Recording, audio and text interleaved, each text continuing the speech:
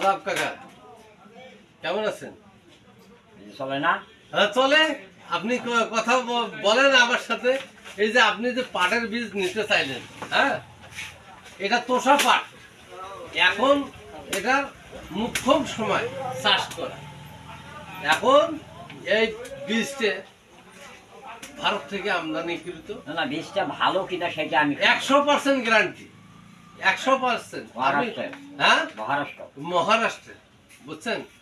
এটা নাম করা বীজ তোষা পাট। এই তোষা পাট সোনালী আঁশ বাংলার একটা ঐতিহ্য। এই ঐতিহ্যকে ফিরে আনার জন্য আপনার মাধ্যমে পাটটা বুনতে চাচ্ছি। এই অত্র এলাকায় এই সোনালী আঁশটা যেন আপনার জমিতে ফলে। না, সে তো ফলবে। হ্যাঁ, আবার করলে ফলবে নিশ্চয়ই। হ্যাঁ, কিন্তু বীজ ভালো হওয়া চাই। এক নম্বর বীজ, এক নম্বর বীজ। এটা কোন জায়গা? কুতুবপুর নাগেরহাট, সাইদুর রহমান কৃষি সেবা। এই অত্র অঞ্চলের এই প্রতিষ্ঠানটা করা হচ্ছে কৃষি বান্ধব একটা প্রতিষ্ঠান।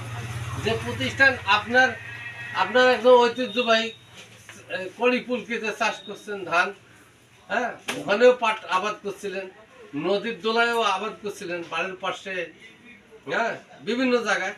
তো আমি মনে করি তথা কাঁচাবাড়ি, শালদিহাট, নাগেরহাট, জায়গির, হ্যাঁ, এই তোষা পাটটা, মহারাষ্ট্রের তোষা পাটটা সাইদুর রহমান কৃষি সেবা থেকে সংগ্রহ করলে আপনারা লাভবান হবেন।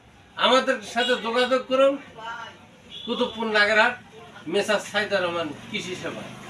পাট আগামী দিনের সোনালী ফসল বা সোনালী আঁশ। আসসালামু আলাইকুম।